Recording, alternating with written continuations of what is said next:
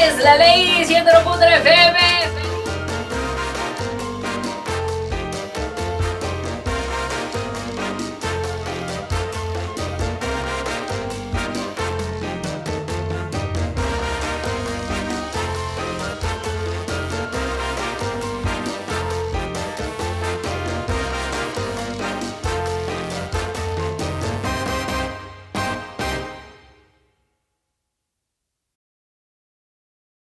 Hey everyone, my name is Kavya. And I'm Alana. And we're currently here at the North Carolina Museum of Art, one of my favorite spots to visit. What's your favorite part about it? Well, for starters, I really like how all their art is super diverse and comes from artists from all over the world. Second, I love what they've been doing with their Mexican exhibits to promote artists like Frida Kahlo and Diego Rivera. And finally, they've been doing a great job promoting Hispanic Heritage Month. That's so cool. When you think of Hispanic culture, what's the first thing that comes to mind? I would have to say definitely the food. I love Hispanic food. And the music is amazing. For sure. And then would you say dance? Dance, yes. Luckily, on our whirlwind tour of all the best Hispanic spots in Wake County, North Carolina, we check all 3 of those boxes off and more. Yeah, like our very first stop on our tour, the best ice cream shop in all of Wake County, or I guess, in our opinion. You mean Vita No. Let's let them wait for it. Well, what are we waiting for? Vámonos!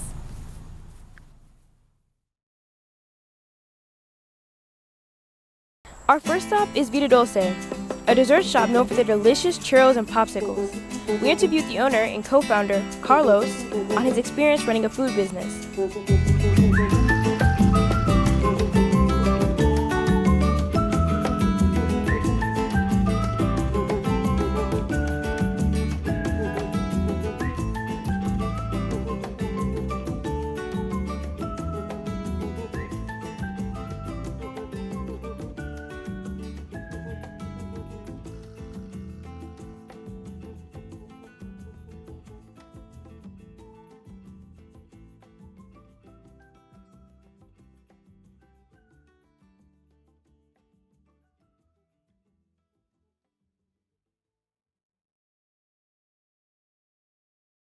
Hola, ¿cómo estás? Bien, ¿y tú? Estoy muy bien, gracias. Díganos un poco sobre Vida Dulce y usted. ¿Qué es único sobre esta tienda?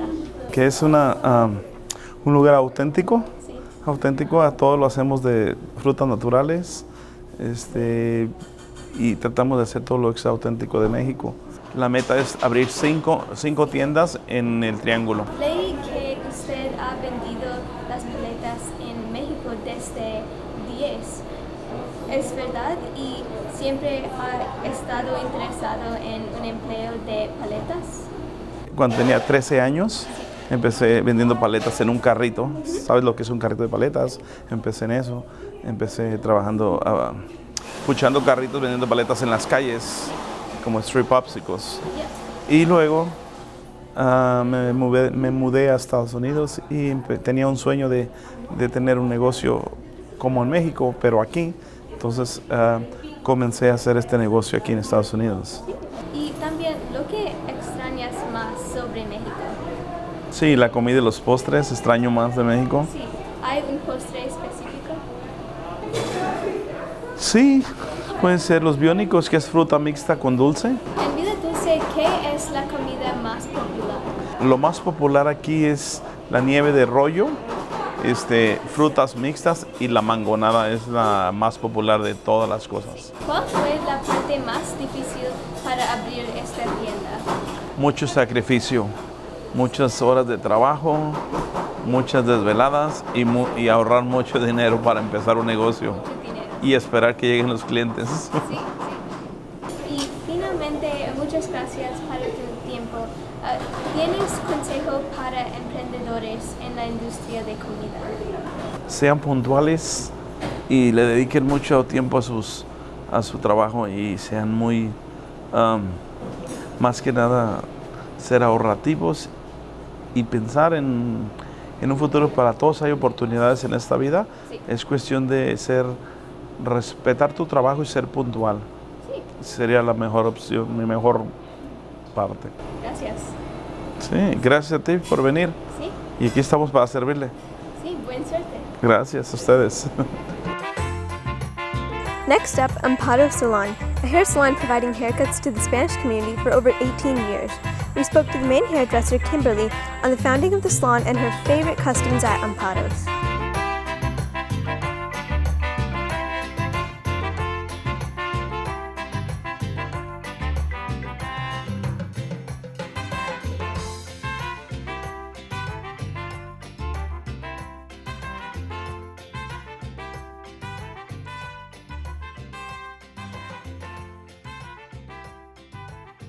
Primero, díganos un poco sobre usted y también el salón de Ampara.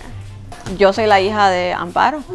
Este salón es el segundo salón que ella abrió. El primer salón fue en Raleigh y el salón de ella tiene 21 años y este tiene 18 años. ¿Sí? Aquel salón lo abrimos el primer año que llegamos a Carolina del Norte. Sí. Y 2 años después abrimos este. ¿Cómo empezó este salón? Bueno, como te había dicho, empezamos en el salón de Raleigh. Mi mamá primero era estilista en un salón cerca de Knightdale y llegó una señora ofreciéndole a la dueña donde mi mamá trabajaba un salón que ella vendía. La señora no quiso y mi mamá tomó la oportunidad y dijo, yo sí lo quiero. Y hablando con la señora, ellos abrieron lo que era el salón de Raleigh. Entonces después también un señor que nos vende lo que son los productos, vino y nos contó que la señora de acá también estaba vendiendo.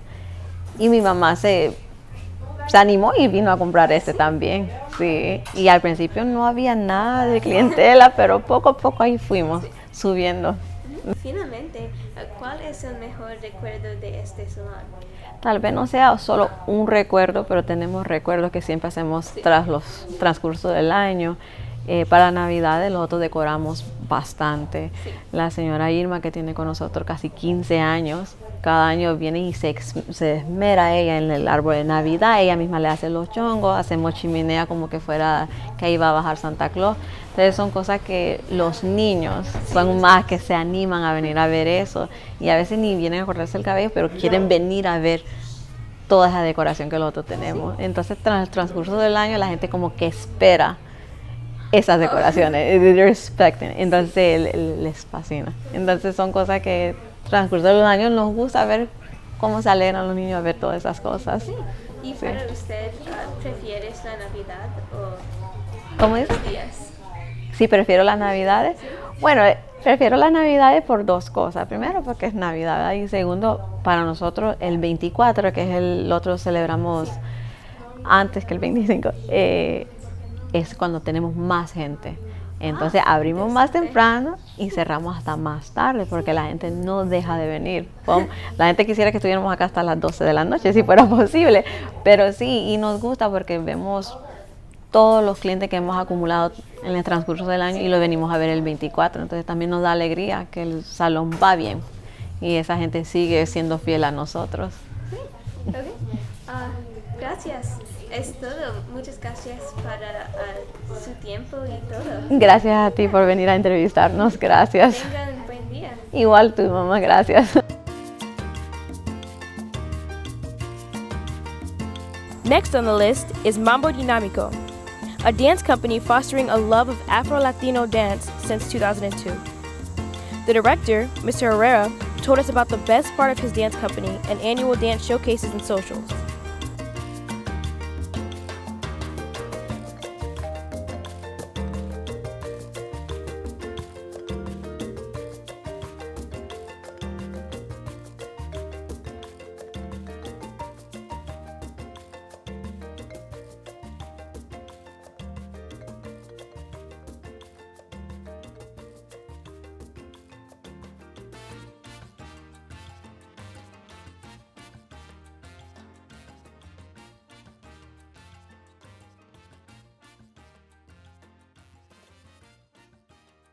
Hola, ¿cómo está?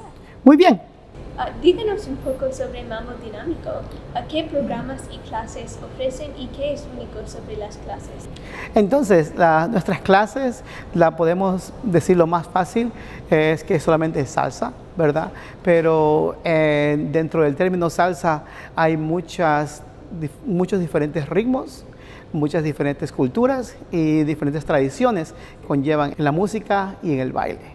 a la gente común piensa en bailes como el estilo de Cuba, el estilo de Puerto Rico, el estilo de Colombia y así por en sí, ¿verdad? Pero en verdad hay muchos estilos que son precursores a eso. Por ejemplo, tenemos el son cubano, tenemos la charanga, la pachanga, tenemos el bugalú de Nueva York, tenemos el danzón, tenemos el guaguancó, de las rumbas. Entonces son muchos diferentes ritmos y cada ritmo tiene una manera de bailarlo diferente. Y para usted, ¿qué es su estilo de baile Favorito.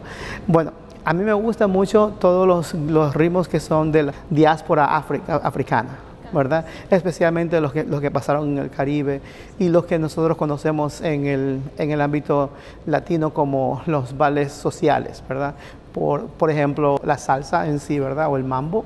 Me gusta también la bachata de República Dominicana, me gusta mucho el merengue de República Dominicana, me gustan mucho los bailes de rumba afrocubana que son de Cuba, y me gusta también la bomba y plena. Me gusta estudiar mucho esos bailes. ¿Sí? ¿Y cómo empezó este empresario de baile? ¿Y también siempre ha estado interesado en baile? Bueno, yo crecí en Ecuador. Soy ecuatoriano por parte de mi mamá y peruano por parte de mi papá. Pero yo crecí en Ecuador, y en Ecuador, especialmente en la costa, en la ciudad de Guayaquil, donde yo crecí, siempre uno estaba rodeado de música, y todos los vecinos tenían música. Es una fiesta en el medio de la calle, ¿verdad? Y uno siempre se crió viendo a la gente bailar, disfrutando la música en ese ambiente. Yo estaba muy interesado en bailar. Cuando era muy pequeño tenían fiestas patronales o festividades nacionales o regionales, y hacíamos una fiesta like a block party, como una fiesta en la calle. Y hacían siempre concursos de baile, usualmente del ritmo que estaba de moda en ese año. Y yo siempre participaba porque había un concurso para niños y siempre ganaba.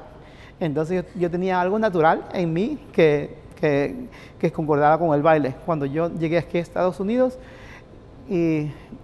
extrañé mucho mi cultura, y por eso fue que comencé a buscar dónde podía ir a bailar. Estuve en la Marina desde el 2000 al 2004 y empecé a enseñar clases en el Enlisted Club del Marine Corps Air Station New River, aquí en Camp Lejeune. Empezaba a enseñar clases ahí. Después enseñé clases en el USO de Jacksonville. Cuando llegué acá a Raleigh, estaba enseñando clases en un lugar que se llama Montas Lounge, que eso ya fue en febrero del 2002, ahí donde empezó la compañía de baile Mambo Dinámico, pero en una manera como no tan oficial, era como todavía un hobby.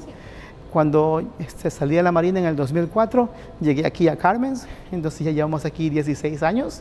La compañía va a cumplir 20 años el próximo febrero. Entonces, ¿tiene una memoria favorita de un evento de baile que ustedes hicieron?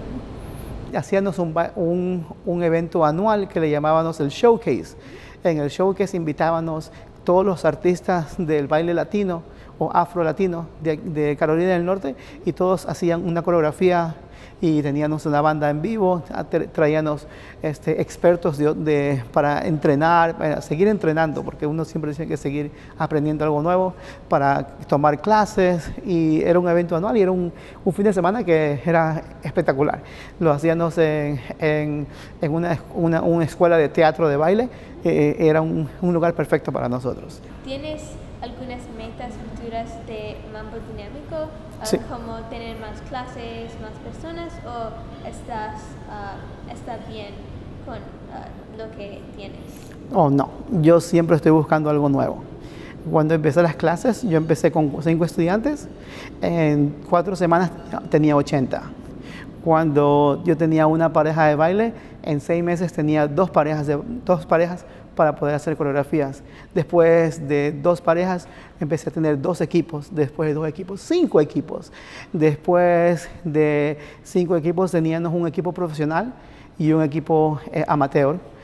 y ahora mi meta es hacer un teatro de baile latino. Esa es mi meta. Muchas gracias y gracias para esta entrevista. Buena suerte, sí. Muchas gracias a usted. Let's check out La Tapatía. This Hispanic grocery store provides Hispanic groceries one could find in Mexico. We spoke to the manager about the hardest parts of running a grocery store and the unique products La Tapatía offers.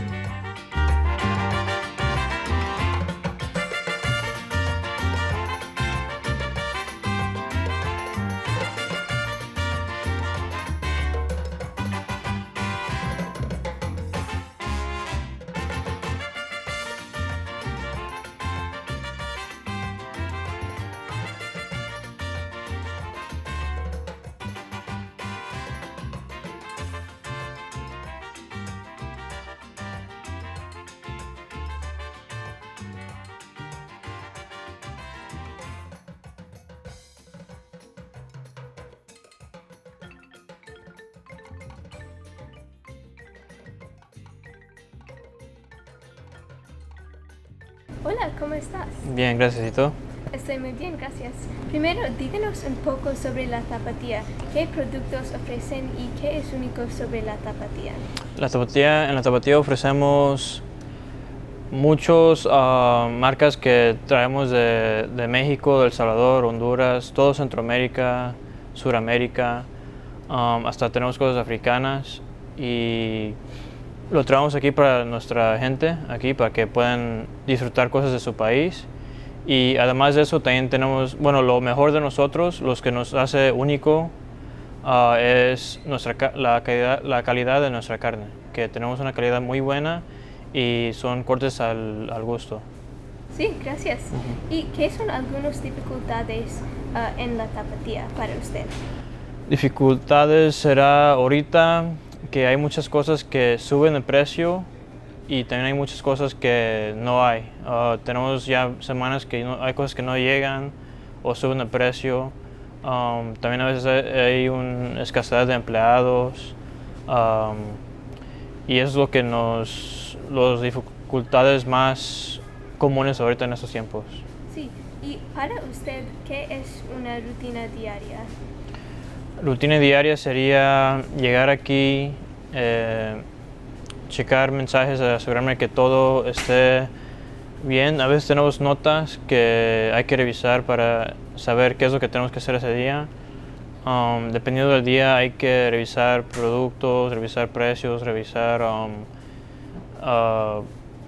prácticamente todo para asegurarnos que le estamos dando la mejor calidad a nuestra gente. ¿Y para usted qué es la parte más difícil? Lo más difícil son las horas que metemos aquí, que son muchas horas. A veces estoy aquí desde las 7 de la mañana hasta las 9 de la noche o más. Y tratar de balancear eso y también tener una vida normal con mi familia. ¿Y hay una meta futura para esta tienda? Lo que queremos es poder seguir echándole ganas para poder algún día tener otra gente que nos maneje la tienda y nosotros podemos tener más tiempo con nuestras familias. Entonces, ¿cómo empezó esta tienda? Lo empezamos, bueno, mi papá lo empezó hace 22, 23 años, en 1999. Primero empezó, no era todo eso, sino era como nomás como un cuarto de la tienda y solo vendía cintos, botas, así camisas o ropa ranchera. Y ya él empezó a ver que no había mucha venta ahí y es cuando lo cambió a vender abarrotes y verduras, carne. Y ahí fuimos expandiendo y ahora estamos aquí. Sí, y para usted, ¿qué es la parte más divertida? Lo más divertido es los clientes. Hay muchos clientes que vienen de todos los países y hay muchos que vienen. Tenemos muchos que son clientes que vienen cada semana o todos los días y así no llevarnos con ellos, pero sino tener una buena relación con ellos y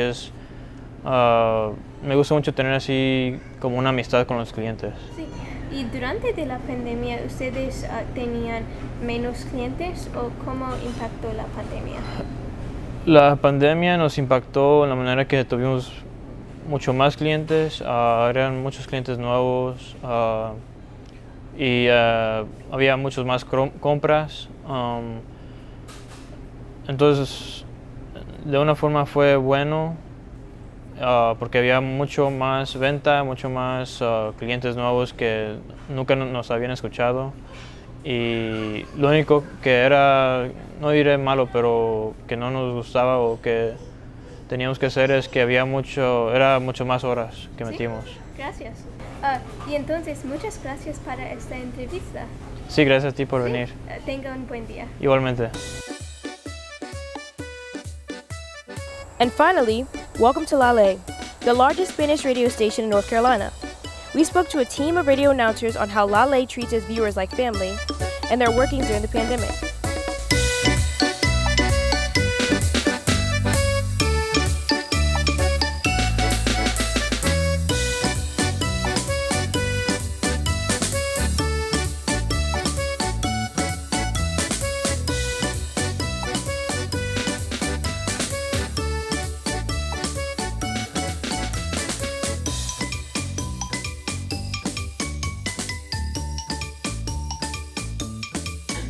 Es La Ley 101.3 FM. ¡Feliz miércoles! Y buenos días para todos los que están escuchando La Ley 101.3 FM. Aquí su amiga Cuy Santibáñez. Hoy les voy a acompañar hasta las 3 de la tardecita. No llegamos tarde. Acá estábamos haciendo una entrevista con unas muchachones guapas, pero ya estamos aquí. Bueno, de hecho, ya llegué, ya me voy porque tenemos junto también con la mera jefa. Así que los dejo con buena música. Nos vamos con Ramón Ayala, chaparrita de mi amor, aquí en La Ley 101.3 FM.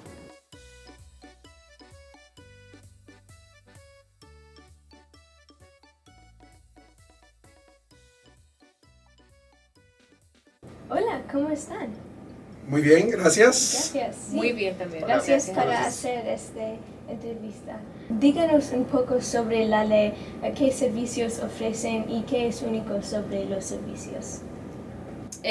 Nosotros somos una radio, entonces lo único de la radio creo para mí es de que somos la única radio FM en lo que es el Triad, el Triángulo. Entonces de ahí pues se toca música regional mexicana todo el día, excepto de 7 a 9 que es la música, el tiempo de música internacional. Sí. Única radio en español. En español. Exacto. Además de la música, también tenemos secciones en donde damos noticias, hablamos un poquito de deportes. Sí. Ahora con todo esto de la pandemia, también damos información que le sirve a toda la comunidad. Sí. ¿Y ustedes cómo interactúan con los oyentes y la comunidad? En esa parte somos también en una parte muy única de las otras radios, Sí. porque aquí en este edificio hay como 6 o 7 radios, incluyendo nosotros. Pero yo he notado que realmente nosotros somos como que más apegados a nuestra audiencia, en el sentido de que si alguien manda un mensaje, tenemos las redes sociales. Teníamos un sistema donde la gente se podía mandar un mensaje, un saludo. Entonces, la prioridad también de nosotros es la audiencia. Entonces, si alguien manda un mensaje y manda saludos, alguien está cumpliendo años, así. Entonces, somos como que eso también es prioridad. Sí, además tenemos el servicio de teléfono, la gente nos llama a la cabina. Y también hacemos eventos fuera, que hacemos controles remotos en donde tenemos la posibilidad de ver a las personas cara a cara y podernos saludar un poquito más de cerca. Entonces, ¿cuáles son algunas dificultades para operar una estación de radio? Y también, ¿cómo afectó la pandemia en La Ley? Yo creo que hay muchas dificultades. Algunas de ellas es en cuanto a veces se nos va la señal y tenemos que buscar al técnico para que nos haga rápido un arreglo de señal. Muchas veces te toma mucho tiempo porque tienen que llegar hasta la antena, técnicos, no nosotros, entonces para poderla arreglar. Eso en cuestión de la radio, de la pandemia, pues sí nos afectó a nuestras familias, igual que el de todo mundo, en los bolsillos de nosotros, porque pues nosotros parte de nuestro ingreso es de cuando salimos a la calle y estamos con la gente en los remotos. Y lógico, remotos no hubo durante todo un año. Entonces, ese ingreso que nosotros teníamos extra no llegó a la casa. Gracias a Dios nunca perdimos el trabajo, gracias a Dios la estación de radio se mantuvo, pero sí nos tocó sufrir ese trastorno del COVID. Y durante de la pandemia, ¿ustedes perdieron oyentes o hay más? Me parece que tuvimos los mismos oyentes. Por fortuna la gente que escucha la ley es muy fiel. Sí. Entonces, aunque no estuvieran trabajando, estaban en casa escuchándonos para informarse. Sí, porque sí. como lo dije antes, además de divertirse, pues informan con nosotros. Porque sí hay mucha información, pero la mayoría está en inglés y la gente de nosotros habla español. Yeah, sí. Entonces, la gente nos siguió escuchando. Respecto a las dificultades que preguntabas, además de las que dijo Gallo, obviamente al principio de la pandemia y cuando alguno de nosotros se llegó a enfermar, tuvimos que trabajar desde casa. Sí. Entonces desde casa teníamos que improvisar un pequeño estudio y tratar de estar hablando por teléfono y después tratar de conectarnos remotamente por las computadoras. No se podía, nos llevaron un equipo a casa. En fin, estuvimos buscando siempre alternativas para siempre estar al aire y no dejar a la gente finalmente sin los shows que tanto les gustan. Sí, qué interesante. Sí, por ejemplo, también en cuestión de qué es lo difícil, bueno, en la parte de uno, y creo que todos pueden decir lo mismo, de que cuando, por ejemplo, este es un trabajo que no te ven, pero te escuchan. Entonces tu ánimo siempre tiene que estar, aunque estés teniendo un día triste, un día agotado, Sí. pero la gente te tiene que escuchar con ánimo, porque si no, ¿qué pasa? Y regreso a lo mismo, de que como somos tan apegados a la audiencia, ellos ya te conocen cuando están bien, conocen cuando están mal, entonces luego te preguntan qué te pasa, ¿estás bien? Entonces eso es algo que tienes que estar bien, aunque no estés bien, tienes que estar bien al aire. Y en otra parte de la pandemia también, por lo menos aquí en la radio, yo fui la primera que me enfermé, y regresando a lo mismo, aunque te sientes mal, tienes que trabajar. Yo cuando ya me dieron diagnosticado positivo con el COVID, me mandaron a la casa y por 2 semanas desde casa estuve trabajando, sintiéndome mal y así estuve mandando audio, y es algo que ya cuando ya no se pudo más evitar que algo no estaba bien, entonces ya fue que me dijeron, ya mejor quédate en casa, descansa, recupérate y ahora sí regresa bien. Pero la gente siempre al pendiente, ¿cómo estás? Ya mejor, cuando regresas y así. Y a todos nos ha tocado vivirlo así. Gracias. A nosotros nos tocó juntos el COVID. Sí. Entonces tuvimos que estar desde casa, como dijo Eric, con aparatos, por la computadora, por medio de la computadora. Fue un proceso difícil y aprender también a trabajar con eso, porque no sabíamos trabajar. Entonces el COVID nos ha enseñado muchas cosas, pero gracias a Dios estamos aquí. Sí. Gracias.